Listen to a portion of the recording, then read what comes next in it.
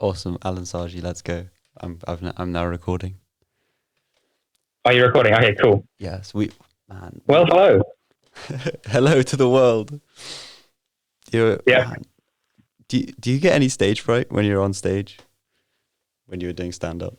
Well, I mean, I've only been on stage properly once, so yeah, I do, but it was like 20 people, so it's not too bad. Okay, man. How? Because to be able to do comedy right, I think you need to be like really relaxed in yourself. And fuck, man, I'd be shit scared. I'd be anxious as anything.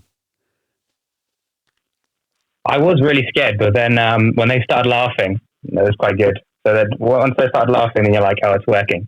It's either that or I'm really bad that they pity laughing. But either way, on the stage, you can't really differentiate between the two. So it's all right. So in the time, it feels good. Right, yeah. You've got that buzz, that encouragement. Keeps you going. Yeah, and then you just keep going. Yeah. It's so sick. Your comedy act, it flowed so well, and it had like this awesome theme that you wrapped up. I think you wrapped it up at the end when you said about the little reference to Sims, the code. Was that a reference to your new small-time job? Yeah. Very clever. I don't have to play Sims. I'm a liar. I've never played Sims before. Oh no! I know. How much of the act was true? I mean, it's just The Sims. To be honest, it worked quite well. I'm not that high. Well, I mean, I have played Sims I think once, but I'm not like a constant player of Sims. So before you ask me any Sims questions, I don't know. The only thing I know about Sims is that you can use the hot dog truck thing to kill people. You can start a little fire and trap them in a room. Yeah, it's ideal. It's nice. what you need. Man, but your act flowed so well. Did you have some sort of system in place to sort of write it down? I mean, I kind of wrote it down on a script, to be honest. I did like All Planet before. And I'm part of like a comedy society in Southampton. So we have like a uni comedy society. And so we get taught kind of lessons on the different like parts of comedy. And then we have an opportunity to kind of act it out. So I did do that once as well. So that was quite helpful. Oh, I get you. Okay. So it's not a society of stand-up as such. It's all of comedy. Yeah, it's all of comedy. Yeah, it's stand-up comedy, just skits, and also improv. Yeah. Right. Nice. It's quite good. I can imagine that. But did that help you at all in your real life? All the skills you learned? I haven't actually. Well, you see, I joined like halfway through the first year, so I was late to join. And then I did like a couple of lessons, and then I did the show, and then lockdown happened, and it's still locked down. So I haven't done anything else since. Right. But yeah, the lessons I did have were cool. They were quite helpful. I think less because I wasn't there enough for like lessons, but it was good for confidence building. Right. Yeah, I can imagine that for sure. That you'd have to have a balls of steel to go on stage and say, like, to be a comedian, I feel like sometimes you need to say some risky things. Yeah. Well, I haven't said any risky things, so. But yeah, you do definitely like. I mean, I watch a lot of comedians, and some of them can be risky, some of them kind of play it safe. So for sure, I guess there is both aspects. I was thinking about. Do you watch any comedians? Oh my god, yes, yeah, I love Dave Chappelle. Oh, okay. Yeah, I haven't actually watched Dave Chappelle. Who else do I watch? Oh, Chris D'Elia, he's funny. But who do you watch? Do you know Gabriel Iglesias? Like Fluffy. Oh yes, yeah, yeah. I don't think he's quite good. I've seen a little bit of his work. I need to see some more. Yeah, man. I'm quite annoyed with him because he has a YouTube channel and he keeps posting the same things over and over again. Oh, what, like the same clips? Yeah, well, he just names it like a different thing, and he like starts it from like 5 seconds before or after, and he names it a complete different thing. And you click on it, like, oh, finally, some new work. And, well, it's just the same thing. Shit, I wonder if he gets more money. Guy. You know how, like, the of course, he gets, like, so many views. Not many subscribers. Yeah, he's one of the main ones I watch, but, yeah, I do watch a lot of them. Yeah, and also, It's really Comedy difficult. Central stand up as well. Oh, What, is to do that stand like up the or? um oh yeah, what was that, sorry? No, oh, sorry. Go ahead. Oh, I was just gonna ask if Comedy Central is where they do those like little skits, like acted out. Yeah, yeah, Lewis Gibbs. But I think they also have a stand up channel for new comedians. That's sick. Yeah, man. So I've yeah. always wanted to like, well, I say always, like in the last year or two, I've been thinking about stand up and going up. And what sort of a system do you follow to write? Like, do you just like you like engaged in a conversation with someone and suddenly you think, oh, that's fucking hilarious. I'm writing that down for a stand up comedy sketch. Or do you sit down and like, as if you're writing an essay, you just think, okay, tactically this bit, then this bit that flows into that.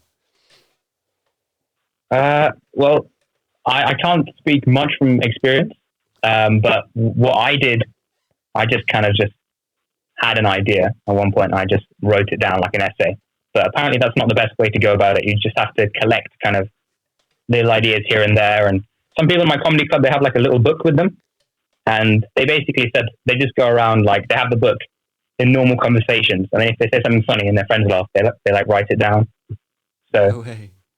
So they're yeah, constantly so testing. yeah, constant testing. I don't know. I just wrote mine as an essay kind of thing. That's cool, right? So But you sort of had like a vague idea before you went into it. yeah, well, no, I actually fully wrote it out. Like from hello everyone to like thanks, my name was Alan. At the very end, I completely like to the word I wrote out. Whoa! So the whole Yeah. thing was scripted word by word. Well, that was the thing. So you're not supposed to do that, and I understand why you're not supposed to do that because it doesn't really work. Because you know some people like laugh, and then you might want to kind of like add on to that, or like there's stuff that I said that I didn't really like plan for, but it just kind of goes with the moment and kind of makes it even more funny. Mm-hmm. Right. So yeah, I didn't really expect because I didn't know what it was like for my first time, so I just thought I just like recite it word by word, but it doesn't work like that. And now I understand why they said don't do that. Just have like bullet points and then kind of like work off it. Okay. I didn't notice Yeah. that you'd scripted the whole thing. You were very natural on stage. Really, like it felt Thank like you. I thought Uh, what you might have is like bullet points, and then you're like bouncing off that. yeah, no, mine was fully scripted, but as I said, when I got on stage, like within the first like a minute, I realized it's not possible to recite it. I need to like change it for the audience that's there. So Oof, I just ended up kind of improving it. that must have been scary. You're on stage and suddenly you need to rework stuff. No, it's actually well, it was scary to start with, but then as I said, when people start laughing, you just kind of like forget yourself. Right. Yeah. You're like, I've Yeah, accomplished it. I've done it, and you get into that sort of excited state. yeah, It's almost that's euphoric. it. It's like a drug when because like I've done the theater work with drama, and Yeah, when you have an entire audience react in some sort of emotional way, you're like, I've fucking done it. I've achieved it. Like yeah. it just I it's I like a think drug. it must be like the same for you. So, how many kind of theatre things have you done so far? How many Oof. like live actions, and what were the size of the audiences? Oh man. The biggest I've done, probably over 1,000, I think. I was like the main Over a character in thousand. this. Yeah, it was this weird dance. Like, do you remember Mrs. Higgins? Thomas Hardy's. I don't. Oh, she randomly came up to me at one point and was like, Ali, would you like to play the main character in this dance thing that we're putting together? You're mainly going to be doing acting. And I Yeah. was like, oh yeah, sure. And then the next thing I know, I'm being trained up for a dance competition, and yeah, thousands of people, and man, it feels Thousands of so people. good. It's so That's good. actually quite cool. Yeah, When was this? How long ago was it? this was back in Hardy's, um, year 10. So would you say this was like one of the first things you did before you realized like drama was my thing? Um, I think so. I don't know. I think before that I knew there were certain characters that I'd played that clicked with me, and I felt like that Yeah. this is the thing for me. But when you do a big show like that, it really nails it in how enjoyable it is. like the teamwork, everything involved. Yeah, man. Is It, it? it does sound really fun, and I think from that point, drama is actually harder than comedy, because in comedy you're just trying to get one emotion, you're just trying to get them to laugh. Hmm. But obviously in drama you want to like convey a whole load of emotions. You want to get them to laugh, cry, whatever you're doing, you want to get them to do it along with you. Yeah, 100%. That's so true. Yeah, Yeah, sounds because pretty cool. man, it's such a strange art, the art of entertaining. Is there much teamwork involved with comedy?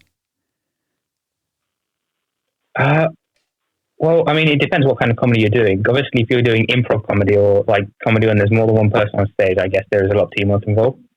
Of course, yeah. What about with the work that you did with? But like, oh yeah, as I said, I got a lot of help from the Comedy Society, and I also was able to like practice it before I went up, so that was quite good. Right, okay. And I'm guessing all of the members of the audience were members of the society. Oh no, so do you know the Hobbit, the pub, the Hobbit in Southampton? I don't know.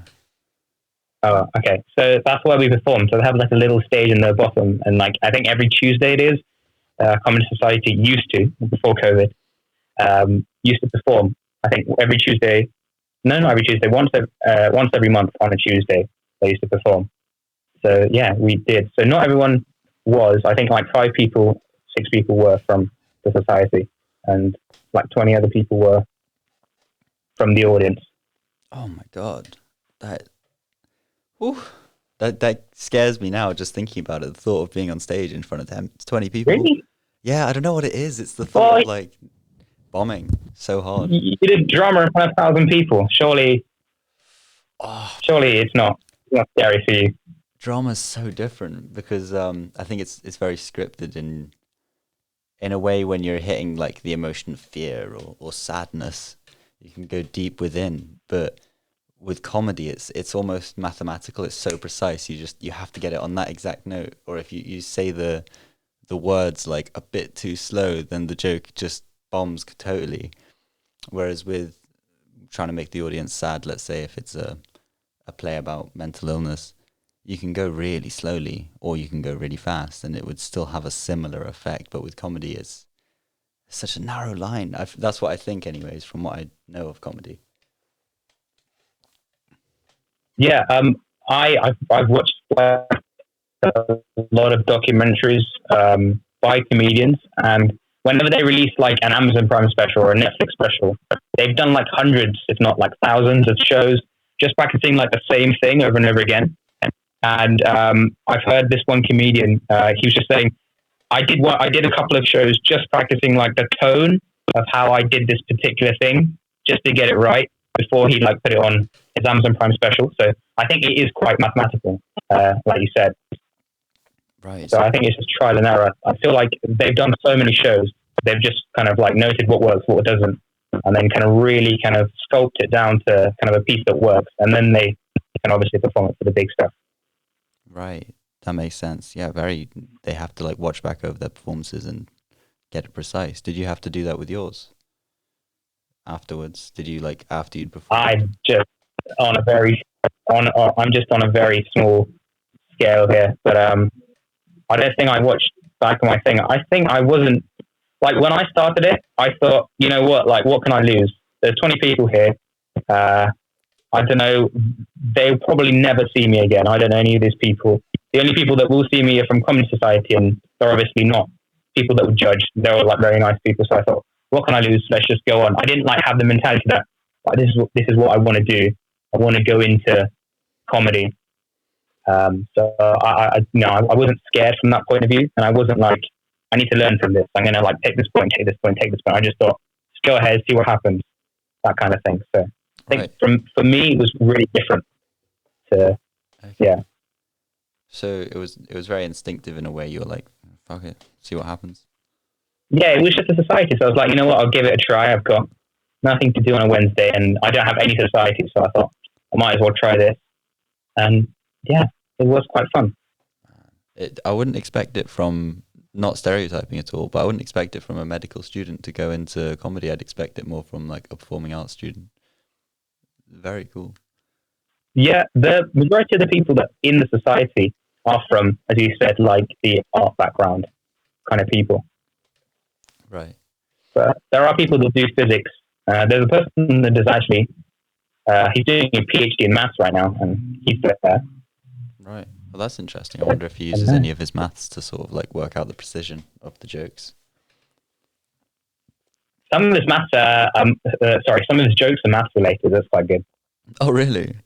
That's sick. Yeah, I think comedy is different in that way. Is just you can just like whatever whatever's similar to you, you can express it. Like it doesn't have to be like something that's very common, something that everyone can relate to. As long as it's your story and you can make it funny, like that's good enough. Right. Okay. So like a common thing that everyone usually finds funny is sex jokes, but because you have an Indian background, you're able to go into jokes about telecom. It's like an avenue that's opened up to you because it's personal to you. Yeah, yeah. So that's what they'd expect from an Indian guy. I like the way you said.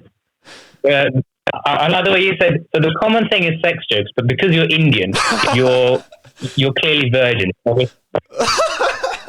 That's definitely what you said. 100%. That's definitely what you said. But you didn't know. Yeah, Sorry, that's right. man. I'm so sorry. Definitely not judging I you mean, for. you're not wrong, but Oh no, that's so sad. you're not wrong. You're not wrong. Oh, your stand-up character is coming to real life. The introverted Sims guy. Yeah, yeah. Shit. I mean, that is who I am, really. So getting up on stage is a big thing, to be honest. Oh, I didn't realize you were actually Pretty introverted. introverted. That's Well, interesting. I'm not like an introvert, but I'm not someone that would like, oh, let's go on stage, let's do this, let's do that kind of guy. Okay. Like, I am quite like a shy dude. Like sort of reserved and How about you? I guess sensitive. in drama, I'm very yeah, yeah. introverted. Well, Yeah. yeah. So how does that work with drama? I thought, well, from my kind of perception of people that do drama, it's all like the cool kids from school, like all the kids that used to have like everyone hang around them, and it's just them, the people who like everyone used to love, or the extroverts. Oh, if only. No.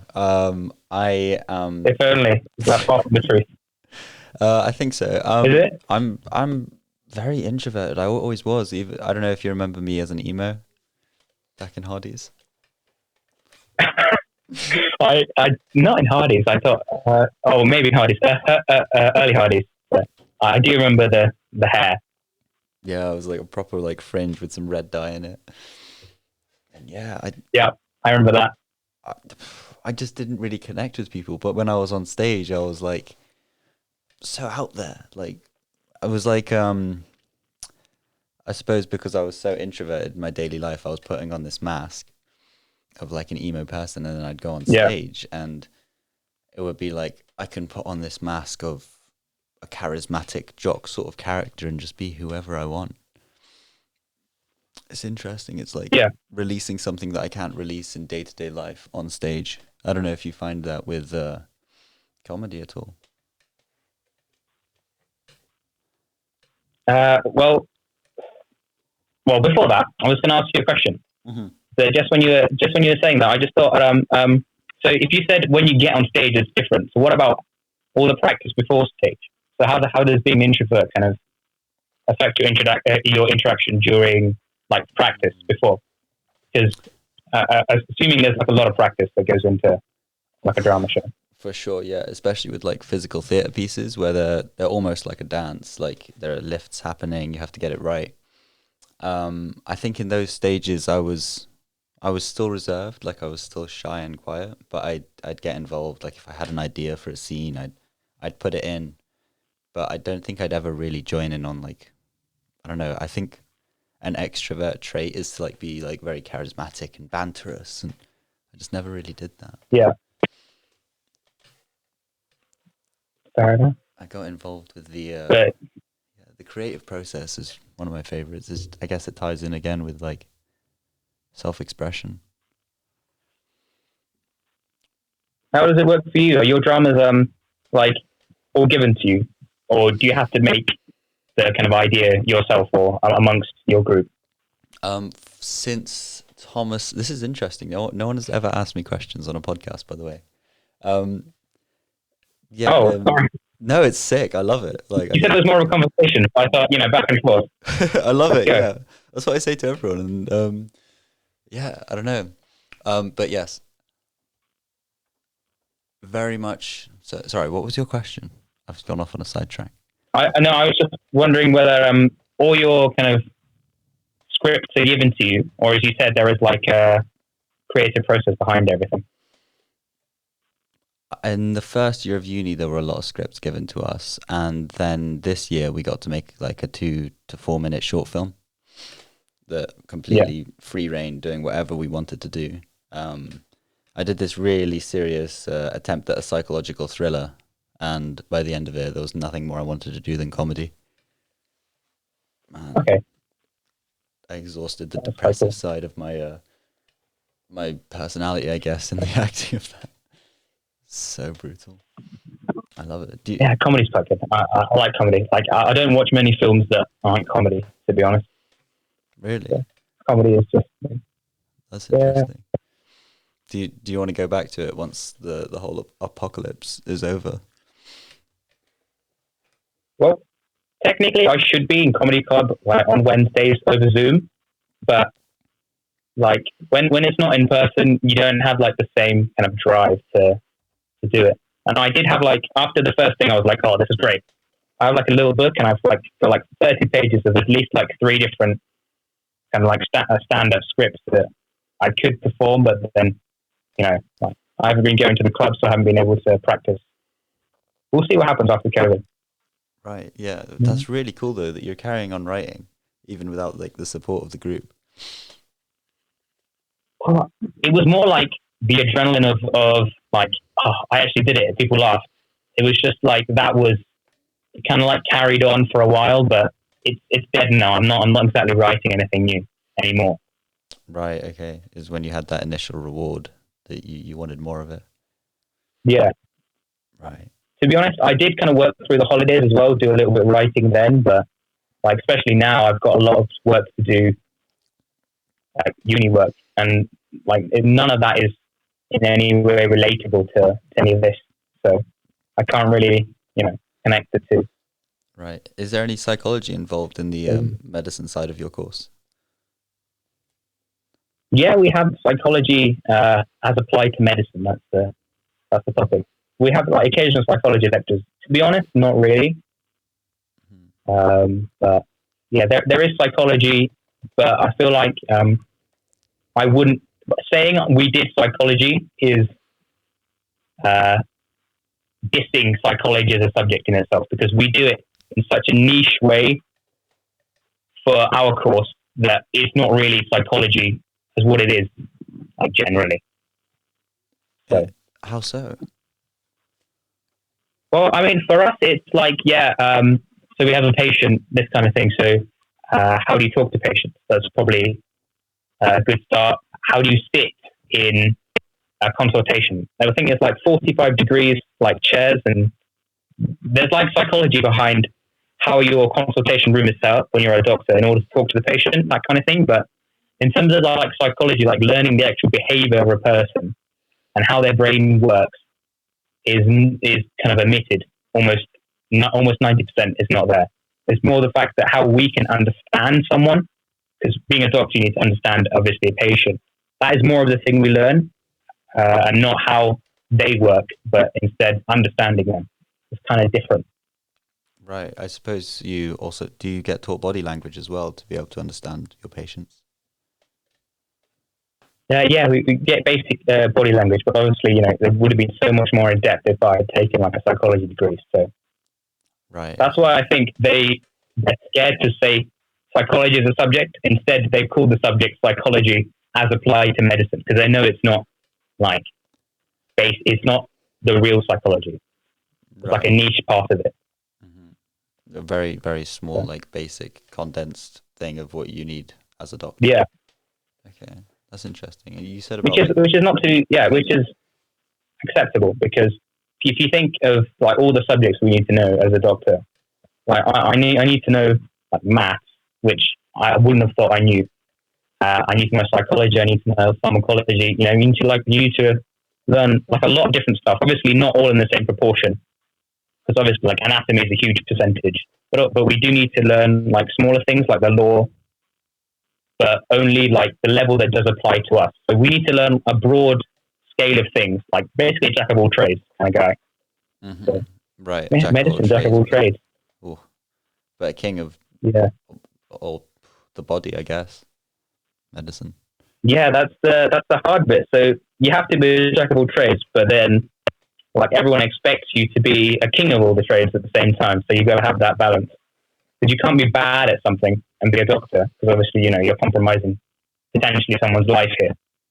So yeah, of course. Yeah, the psychology side of things is really gripped my interest, because I'm currently reading a book on body language, and it's so fascinating how like the limbic brain works, how we just feel like doing something because we have an emotion, we don't even know we're doing it. And what was that thing about the 45-degree chairs?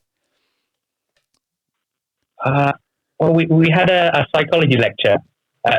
He's actually a really cool guy, kind of an interesting dude. He's done some acting actually, but I digress.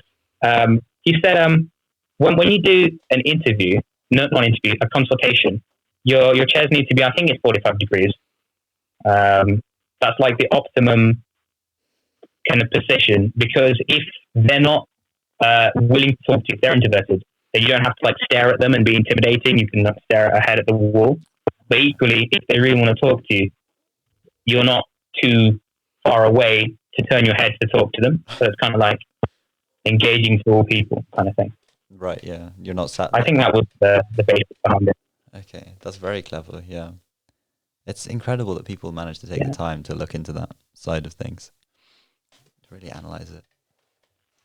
Yeah, I guess you can be an expert in anything really. If you've studied like the basics, then like research is basically a very niche section. So you could do research in anything. And that's true. Even the smallest thing, even the smallest research is useful. Definitely. How a clothes peg works. Anything. Literally. Sorry, I didn't hear you. Oh, how a clothes peg works. Like if there's so many clothes pegs that break, how can we make an optimal like shape and strength of peg? Yeah. Well, you see, I feel like all right, here we go. A little conspiracy theory here. Okay. I feel like the reason they're breaking is because if they didn't break, then we wouldn't buy new ones. Oh no! So they want it to break after. Oh, so evil! It's these evil corporations. I mean, it must be like everything has an expiry kind of time. It's like with the iPhone updates. Yeah, basically the storage just keeps going and going until you finish. So that's true. That's their plan. Which story? No, not storage. Storage. iPhone storage. Oh, yes. Yeah, that's true. Yeah. Yeah. I don't think they make it slower, as in, like, the update makes it slower. I'm pretty sure, like, each update's like 4 gigs, right? So. Oh, okay. After you've done, like, 16 updates, you don't have any space left, and it starts getting slow. I feel like that's how it works. That makes a lot of sense. I can imagine that to be the case. Yeah. Man. Yeah. Also, they keep saying, "Oh, look, this is the strongest glass on the iPhone," but like, have you ever seen an iPhone without a cracked screen? No, not really. No, I haven't. Yeah. So yeah, there we go. Another conspiracy theory, and yeah, I still use an iPhone, but that's fine. Is your screen cracked? Yes. Shit. Yeah. Yeah. Yeah, they said it was 120 or 50 pounds to replace it, and I looked, and my phone only costs 100 pounds now. It was quite old. I thought, oh, what's the point?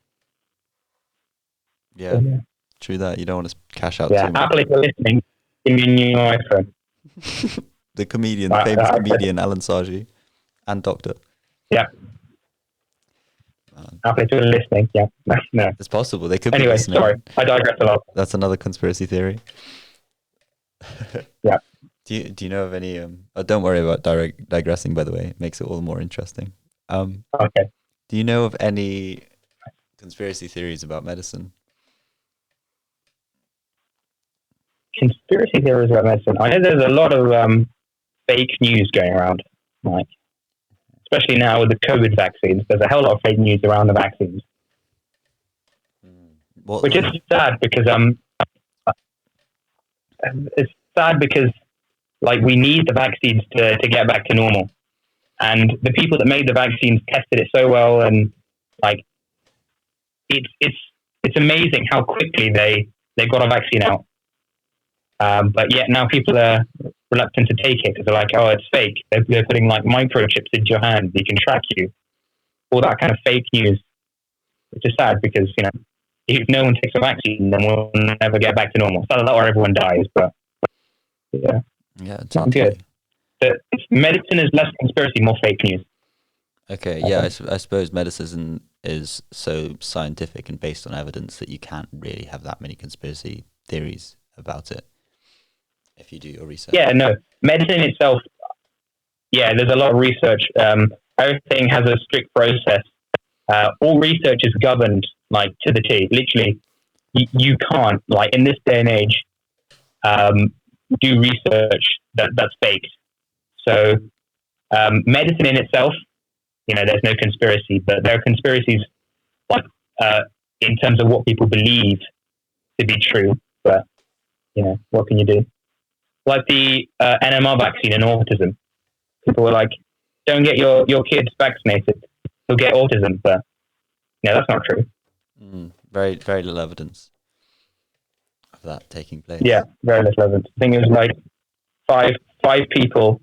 No, I think it was the doctor that published that. He got paid by a pharmaceutical company, and he invited like six kids to his kid's birthday party. And I think all of those had autism, or most of them did, and those were his test subjects. And that's the article released. Oh, they already had autism. Yeah, yeah, that's it. It was completely like set up. I'm pretty sure they already had autism. There's nothing to do with the vaccine at all. My God, that's crazy. It Yeah, reminds me of the. that's why it was. Oh, go ahead. Oh, sorry. No, carry on. No, I was just saying that's why it was removed from wherever he published the journal. Like they were like, all right, this is fake, and they removed it. But they also took away his medical license, so he couldn't practice anymore.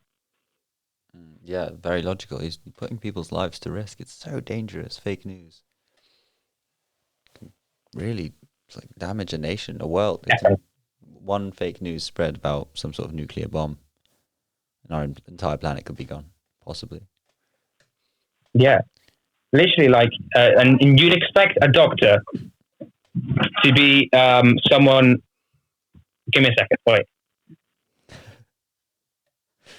It's cool. Yeah. Sorry about that. No worries. Anyway, I was going to say, yeah. So you'd expect the doctor to be someone who's very responsible, and obviously we take Hippocratic oath, which says do no harm. You can't harm anybody. Right. But someone like him, he's not really a doctor. That's not good. No, I guess it's more of like a journalism type of thing. He's trying to find some sort of fame by coming out with a crazy idea. Yeah, no, it's less of the fame. He was paid to do it. Like it was for the money. That's hideous. That's so bad. Yeah, Christ. not good. Do you know what? Like, so there's no other evidence other than that one guy where the patients already had autism. There's no other cases or no other studies that proved that. No, I'm pretty sure there isn't. But there's like thousands and thousands, if not millions, of studies that say that there is no relation. But obviously, they're not good for the hype. They're not important because they're just normal studies. They're not hyped up. But that one study in millions of studies that was removed, and the doctor is no longer a doctor, is what people are using. It's crazy. Oh, right. So the fact that he was actually removed from being a doctor, they're using to sort of say like, this guy discovered that the vaccine was causing autism, and then he got fired for proving that it, and so people think, oh my God, what's happened? The government's trying to hide a secret because they fired this guy. I don't know whether that's true. I mean, that's probably true, but Like if people had known that, right, there were the 6 people that he did the study on had autism, or if they'd known that he's no longer a doctor because they found out to be fake, like they wouldn't believe it. But obviously that information isn't given along with this article that's fake. They just give them this article. So they're like, that's the only thing they can believe at this point. Right, of course, So yeah. all the information is very and it's heavily manipulated. Man, are there many cases of that happening in the medicine industry? Well, there are a lot of, well, yeah, obviously there is, but this is the main one. I don't know too many off the top of my head, to be honest. But yeah, it's happening all the time, and it's sad. Like as I said, the latest one is probably the COVID vaccine. So I think it's the BBC or the ITV. They started this campaign where they're getting celebrities to endorse a vaccine because there's so many people that believe in the fake news around vaccines. Did you see that? I didn't see that. I think Ramesh Ranganathan, Oh yeah. who's a stand-up comedian. See, we've come full circle. Yes, we have. He's one of the people endorsing this. Oh, respect to him. Isn't he the guy that does the Hip Hop Saved My Life podcast as well? I don't know. I know he does do a podcast. I don't know what it's called. But yeah, he's the Indian dude, I think. Yeah. No, sorry, he's not Indian. He's Sri Lankan. Right. Someone sent me a book of his. I bought something off of... He was a math teacher. Oh, no way. That's interesting. Yeah, he did an ebook. It's not very good. Oh. To be honest. Yeah. I think it's called like Straight Out of Crawley or something. I kind of started the first couple of... well, I was going to say hours, but I've only listened to like half an hour of it. It wasn't... I don't know. I didn't like it that much, to be honest. Right. Yeah. But if you're interested in a podcast by a stand-up comedian, you know Trevor Noah? I don't. He's got his own late night show, I think, now too. You don't know Trevor Noah? Oh, no. I don't know. He's do you know a funny dude. Pete Davison? Do you know him? Pete Davison. Oh, yes, I do. Yeah. He's the one that's getting over the Ariana Grande. Oh, yes. Well, years ago, they broke up and then Ariana Grande wrote a song about him called Pete Davison. Oh. Well, that dude. I know who you're talking about. Yes. Yeah. There we go. Class. Yeah. I really respect that guy. Man, sorry. Quite cool. I'm really interested in like your knowledge of medicine still. Big Pharma. Go ahead. What do you think of Big Pharma? The whole theory. Big Pharma. Do you know of Big Pharma?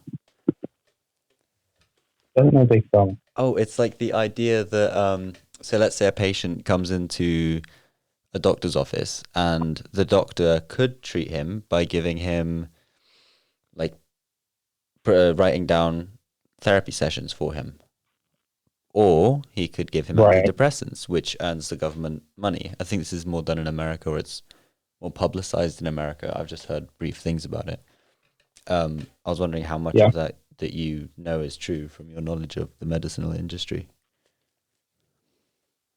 Okay, well, I didn't know it by the name, but obviously now give me the information. So I guess what you said is so someone comes in depressed, you can either give them counseling or therapy kind of thing, or you can give them an antidepressant. Yeah. Well, first of all, we don't give them antidepressants straight away. Like antidepressants, even though like nowadays like the antidepressants are great, they still have side effects. And so we wouldn't like even like as a doctor, the first protocol isn't medicine. If we can help someone without medicine, that's what we do. So like I've learned about depression and antidepressants, and even in the pharmacology lectures, which is specifically learning the names of the drugs for depression, like the first thing they said is if you can help them without these drugs, that's the best thing, because even though the drugs they don't have that bad of side effects, you know, it's not going to do anything to them. They're going to be fine. It's like not everyone wants to take medicine. You know, even if it doesn't have any side effects, giving them kind of therapy is the best protocol. So I don't think definitely in the UK, where we have NHS, I don't think that's an issue. So I don't think anyone has to worry about that. But I have heard about things like that in more kind of private healthcare settings. Uh, I've heard in some countries where the drug companies kind of approach doctors directly and give doctors kind of commission for selling their particular kind of drug. But obviously, if you're a good doctor, you would see that, right, the patient doesn't need the drug. So I'm not going to, A, waste his money, B, kind of potentially risk him in terms of side effects. You've got to be a moral guy. But obviously, there are cases when people do need medicine, and antidepressants, there's a lot of research around them, and they work. They are good drugs. Some people do need them, and for the people that do, they work quite well. But we're definitely taught to, like, if there's a way without medicine, drugs, surgery, that's the way we need to go. Before we start doing things, like, it's never for the benefit of the doctor. It's never for the benefit of the hospital. It's always for the patient. Like, everything is based around the patient. Right. The patient's health is the most important thing, and money doesn't come into No, it. definitely, yeah. Right. That's very reassuring, because I just hear it so much. Like, I see it at festivals as well. There's like banners for Big Pharma, and it's shocking. It's crazy how publicized it has become. It must be a very select few. Yeah, I mean, it's probably more of a thing in private healthcare, but obviously we have the NHS. It's government funded, so. Right. Yes. But also, in terms of the NHS, you said that it gets the government money. I feel like giving people unnecessary treatment will probably lose the NHS money. Not only like the short term loss in the drug, because obviously, if you're in the NHS, you're not paying the full price of the drug, or it's heavily subsidized for you. But because if they have the drug and they didn't need it, and then they develop something because you gave them a drug they didn't need, then you have to treat that. And obviously, that's like further strain on the NHS. You need to pay the doctor, you need to pay the treatment for that. So overall, like, if you give someone a drug they don't need and they get something from it, you're actually damaging the NHS. You're not kind of getting them any benefit. Right. Okay. That clears everything up for sure. Man. Reassuring. Don't worry. We're not there to take your money. Thank you. That calms my soul. Nice. I was wondering, like, since the lockdown has taken place and happened, are you getting like specific lessons on how to deal with coronavirus? No, we're not. Firstly, because I'm only a year 2 medic, and I'm not a doctor yet. I'm just a medical student, so I wouldn't be able to give anyone any advice or anything. I'm just learning. Okay. But also because the coronavirus is a new thing. Not everyone knows, and the research is changing like very quickly. And we're always finding new things, new strains. Maybe in like 20 years or so, or maybe 10 years, in medical schools, people will like learn about it as, so this is the coronavirus. This is the structure of the virus. This is what we use to treat it. And we had a vaccine, and then everyone was happy. That's probably what we'll learn in 10 years. But at the moment, not really. But we do learn about previous viruses and stuff like that. Okay. What do you know about previous viruses compared to how they sort of relate to the modern world? Like, let's say the Black Plague, if that was put in the modern day world, do you think that would, do you think that would spread as bad as it did in Tudor times? I don't know what kind of disease the Black Plague is, to be honest. It's such a, like, we don't have it anymore, so we don't really need to learn about it. But I don't think so. We probably, I don't know. I'm not going to say anything about that because I don't know. Yeah, we don't want to spread false information. Yeah, don't want to spread false information. Yeah, so it's probably due to sanitation, that kind of thing, which is greatly improved. So yeah, because it was from rats or something, wasn't it? I think so. Yeah, I think rats. So, the streets were filthy. It's not like that anymore. Okay, thank God. Yeah, I don't know. I don't know about that. What a different world to live in. They used to throw feces out of the windows and just leave it like that. Lovely. Yeah, but then but then they also only expected to live to like what 30, 40, Oh my and god. now we're living to 80s, hundreds. It's great. Yeah. Phew. Do you?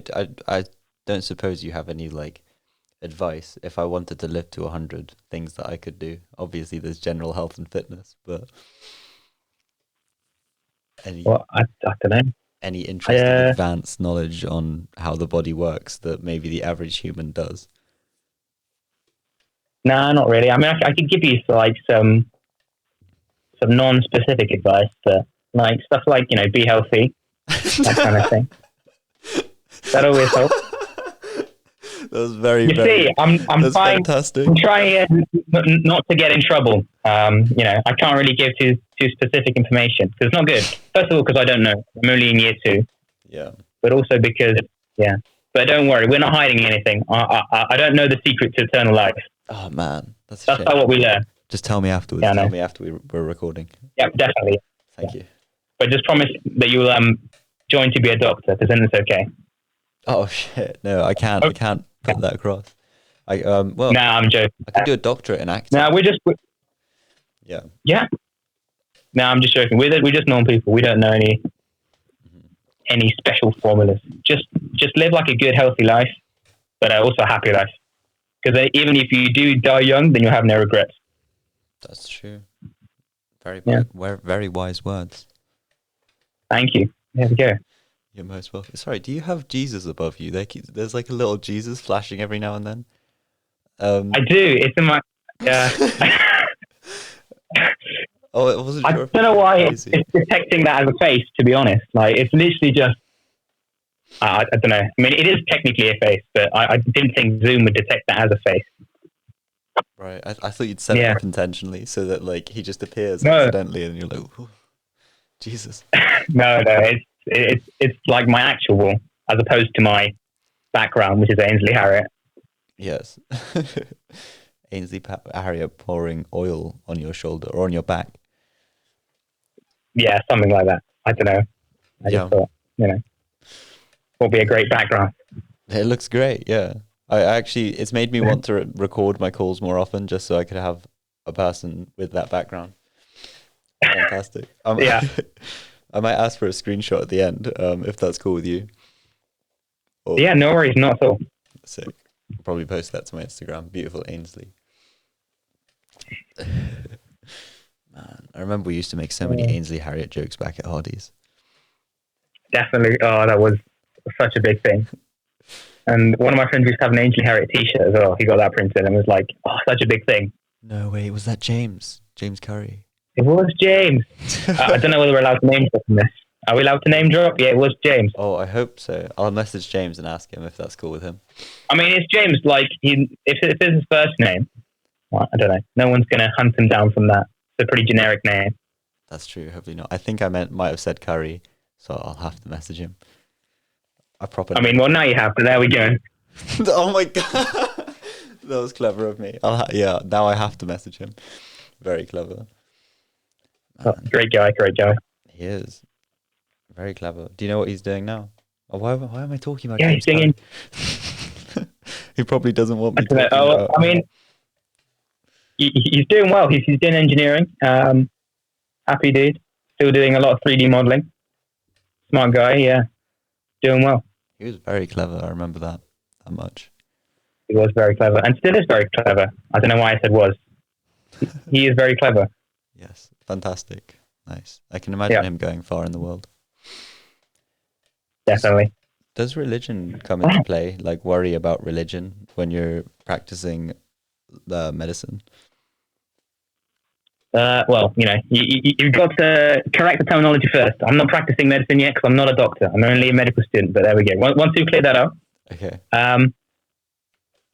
So I feel like there's a lot of point of views on this. So you can say that for some people it contradicts with their beliefs. With some people it helps them. I feel like for me it probably does help me more.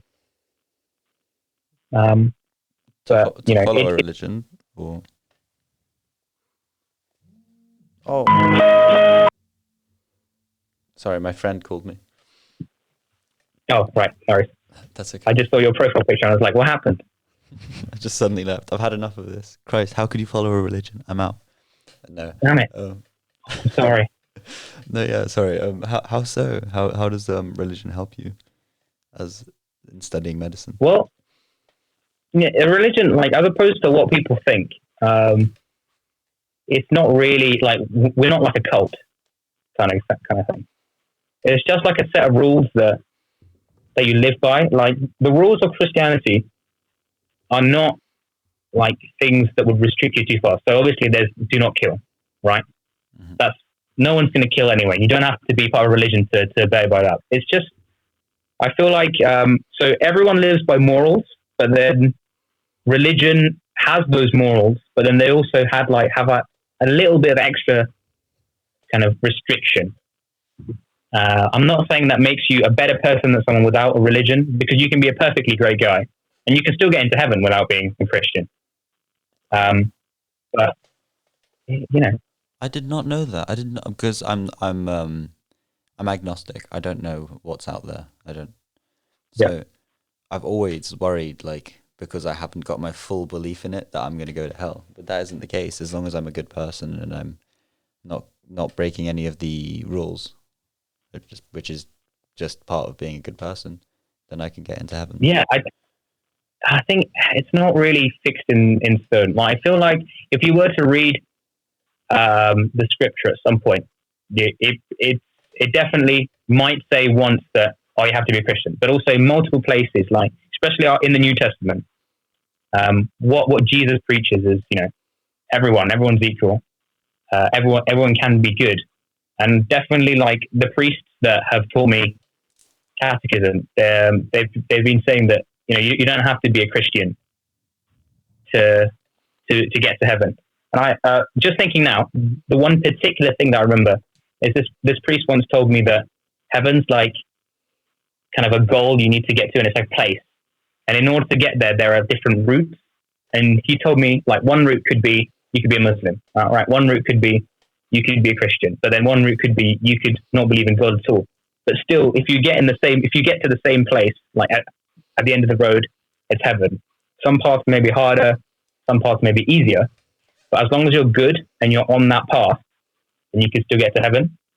And I thought that's quite a good like analogy for everything. That's interesting. I was speaking with this with my stepdad last night. The possibility that heaven is on earth. Like, let's say we're such good people, to be heaven is just respecting yourself at the end of your life. Obviously, I'm not disputing the fact that heaven exists. It is an entire possibility. But the possibility that it's in our psychology, that at the end of our life, we look back at it and we are in heaven because we've done it. We've done the best we could. I didn't actually understand that, to be honest. So you're saying that what we're living now is heaven, or heaven is our memories of what life was at the end of our life?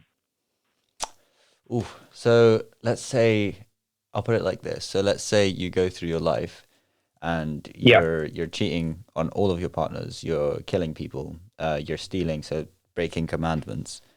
Those things are going to reflect very negatively on your mental health, and you're going to be in hell. But if you stick to all the commandments and you're a decent person, then you're in heaven. But then I suppose the part of mental health comes in where you could still be an incredible person and you suffer with depression and suicidal thoughts. So there is my theory collapsed in on itself. Yeah, I know what you mean. That is quite an interesting view. But obviously, you said, there are very great people that still suffer from, mental illnesses. But, I don't think what we do in our life is a consequence of our past lives or a consequence of us being evil. Like, I know there's certain people that say, oh, right, this person's got cancer. That's probably because them or someone in their family was really bad, or someone, it's a punishment they've got. And I don't believe in that at all. So I think like that kind of goes against your idea here. Okay. But, it is quite interesting. Yes, for sure. So there's the aspect of God caused this. God made this happen intentionally, but you you don't believe in that. Yeah. You believe in like the scientific sequence of events that led to that person getting cancer. Like it wasn't because God was like, because you kicked your dog when you were 5 years old, you're now going Yeah. to suffer with cancer. It's because you smoked your entire life and you worked at a factory that ruined your lungs, and that's why you have cancer. It's not related from your view to God as such. Yeah. So yeah, that is what I believe. Um, that's the ultimate question. Like, first of all, yeah, God wouldn't like put you through any of that stuff because obviously He loves you. But then there's the question. So then, why is there war? Why do people suffer? That kind of thing. Which, if you've answered that, then you've cracked life. Like I feel like once you can answer that question, so if there is a God, then why do people die? Why do people get cancer? Like if you've answered that question, then I feel like you've ascended beyond a human. The way I see it is what we're living now is like we have free will, right? God is so powerful that He could like have us as His prisoners. Like He could make us do anything. Like He could make us do what He wants himself to do, or what He wants us to do. But instead, we're given the choice to make daily decisions, and because of that, I feel like because we make choices for ourselves, we have like these things that can happen to us. I'm not sure. As I said, if once you answer this question, you basically ascended. Like that's it. Like Right. there is no more questions to be asked in life, and it's very tricky. But I feel like there's definitely something out there. Some people say it's part of God's plan. Yeah, there's probably something better in heaven waiting for you. That's true, but I don't know. It's very conflicting. It is totally. It's But yeah, scary. And like, the ascendance you were talking about when a person like understands the answer, is that like enlightenment? no. Well, I mean, I'm a Christian, so there's not really enlightenment. But I'm just saying, like, life is, you start off with knowing nothing, right, and then you kind of learn the answer to a lot of things as you live. This is just one thing that, however long you live, however well you live, you never find the answer to this question. That's just something you have to find out after you die. Like what people say, what happens after your death? However you live, like however much research you do into this, you're never going to find out. It's just something beyond human imagination or human understanding that you can only find out once you've died. Right. Yeah. Oh, I feel like, yeah. Also, before I was just saying that ascension that I was talking about yeah. is death itself, I think. That's very sad for me Deep. as a curious person. It is deep, man. Oof. No need to be sad. There's so many things that we can find out and enjoy in life. That's true. Yeah, just enjoying it whilst we're here, being present and mindful. Yeah. There's nothing about, following the rules, being Christian that doesn't say, you can't have a great life. It's great. That's true. I think a lot of people think it's very restricting, and there's a lot of things that you can't do, but that's not true. I think You're still, as long as you're being a good person, surely God will allow and be accepting. So, yeah, that's definitely that's what I said. So yeah. if you're a good person, then you go to heaven. That's my belief anyway. Yeah. That's what I believe. Have you heard of DMT? DMT. Yes, dimethyltryptamine. Apparently, it's this chemical that's stored in your brain that's released when you're born. It's released when you die, and people in certain cultures smoke this seed, or I'm not sure what it is, and it releases it during your life, and it shows you. It takes you to this different place. Do you? It's debatable because like some people say that that's what they see at the end of their life. They go into this trip. Do you work with or do you get taught? So I keep referring to you as if you're a practicing doctor. Do you study any alternative medicines like psychedelics, like mushrooms, LSD, weed, any of that? Well, yeah, that's not really a medication as such. I guess we learn it in terms of like the side effects and how to treat someone who would have probably overdosed on that, I guess. Right. Uh, and maybe we also learn kind of how it affects the drug in terms of what kind of drug it is. But I haven't heard of DMT. Okay. It's Yeah. it's very interesting. So Joe Rogan actually talks about it a lot. There's like a 6 hour long version as well that's like a drink called ayahuasca that you drink. But at the end of the Right. day, it could just be a drug. It's just a hallucination, kind of like putting on a virtual reality headset. So what's the, like, what happens after you've taken this drug? What are they saying? With DMT, the really concentrated version, you go into a 10-minute trip inside of your mind. A lot of people say they meet mechanical elves that are within them and without them, connected to them. Maybe they're the creators of the universe. Maybe they're different personality types inside of us, and people are going through a therapy session in their mind. No one knows the answer. But so many. Yeah, I don't know. That does sound interesting. Probably something I'll look up later. Okay. Have you I don't know. have you been taught any positives of psychedelics? Because I've heard online of like just on like Vice stories and such that apparently mushrooms can help with depression, things like that. Not really, to be honest. Okay. I feel like stuff like that is very experimental, and what we need to learn. So there's two parts of being a doctor. The first part is knowing existing knowledge, but also getting the tools to constantly learn. Because when you're a doctor, like every day you're going to be learning new things and new knowledge that you can apply to helping a patient. So, it's not like if I learned this in 1980 and I finished my medical degree, then realistically, half the stuff I learned back then will not be true now. And I wouldn't be able to be a good doctor to a patient now if I hadn't picked up anything new along the way. So, like, half of it is learning existing things, but also half of it is having the open mind, but also knowing how to choose knowledge that is not fake, that kind of thing. So, yeah. Right. I feel like that's quite, what you said is a lot of kind of modern research, probably.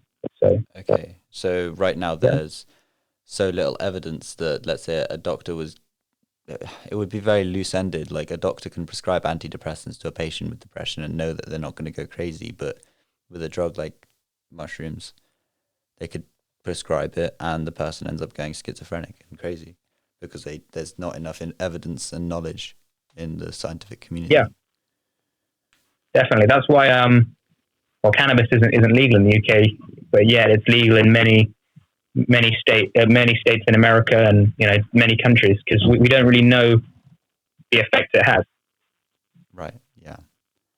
Man, so difficult. Maybe in 15, 20 years when we know more evidence, people will be dropping mushrooms and smoking weed like Snoop Dogg. Maybe. Well, yeah, if it's safe, Yeah. But that's the good thing about medicine. Like nothing is ever recommended to someone or given to someone unless it's thoroughly proven and tested. Mm-hmm. And we learn like a drug, in order for the drug to get onto a market, it takes 10 years, like at least 10 years for a drug to get trialed and tested. There's like different stages of testing as well. There's testing without a human, like tissue cell even. And then you progress to a human tissue cell and then maybe like a bigger part of the body. And then only then do you progress to treating, not treating, but testing on humans. Even then, like the first stage of human testing, you're testing on healthy people to make sure you don't have any side effects. And then only after it's safe on healthy people can you give the drug to people who you might treat it for. Because obviously, you can't just expose them to drugs like this. It's not like, what was it, all like the Nazi Germany drug testing things. It's not like that. We need to make sure that no one's getting harmed. It's like a thorough process. Yeah. So 10 years for a drug to get onto market. Crazy. Which is why I guess there's so much controversy on the COVID vaccine. Yeah. Well, the protocol for a pandemic is different for a normal drug. Right. Because obviously, 10 years if we release the COVID vaccine in 10 years, then, this is not good. It's not going to be very, very useful, is it? Yeah, that'll be a bit. But yeah, it's still tested immensely vigorously and with a huge number of people. And there's multiple testings all going along the world. Oh, that's another great thing about medical research is that there's no discrimination, right? There's no borders, there's no countries. Literally, everyone shares all the research. And one research from the UK will help someone in the US. Research in the US is going to help someone in Canada. It's great. That is very important. I didn't realize it was that way. I thought it was very much kind of like similar to the military, I suppose, where it's all broken up. We don't know what's going on. Well, I think there are probably aspects like that, but like scientists that aren't doing it for, I don't know, like a military purpose or whatever. Mm-hmm. But if they're doing it to be tested in humans, for humans, then it's not like that. Like everyone collaborates. Yeah. Well, that's the definition of it. But there are cases where people have gone rogue. Really? Yeah. Did you hear about, I think a couple of years back, someone in China, what did he do? He used genetic modification to get babies. Did you read about that? Oh my God, that's fascinating. No, I didn't, but I will afterwards. Human cloning has always fascinated me ever since I was young. I don't know why. There's something fascinating about having another me that's like, I don't know, has plus 10 IQ points as if it was a Sims game. It's just like, shit, consult this, Ali. I think it was less of cloning. I think he used it, so the mother had HIV, and so he used genetic cloning to have babies that didn't have HIV in it. So he kind of like genetically modified the egg or the egg or the sperm or whatever. Very clever, man. Well, I mean, it might be clever, but it's not safe, is it? Because he didn't follow any of the guidelines, and I'm guessing he's being punished for it now, because you don't know that what he's modified or how he's modified it. Like we know, like we have the technology to clone someone. We have the technology to modify someone. Like, I don't know, Dolly the sheep. Have you heard about that clone sheep? I have, yeah. That's what initially interested me in cloning. Like we have that technology, but the reason we don't use it is because, we're humans. We can't just waste a human life for testing. You can't just be like, oh, right, test number 73, he failed, he died, burn him. You can't, it's not. It's a human being, it's a life. You can't waste it like that. Yeah. So what he was doing was rushing ahead a bit, whereas research might be happening on genetic modification at the moment, but it's slower and it's safer and less people get hurt. Yeah, and probably, most likely not on humans, probably on kind of an animal fetus or whatever. Yeah. Right, yeah. Man, so much knowledge I have gained. Thank you. Nice. Yeah, no worries. Man, I think I'm going to end it here. This has been fun. Perfect. Okay. Right. I'll tap Thank you.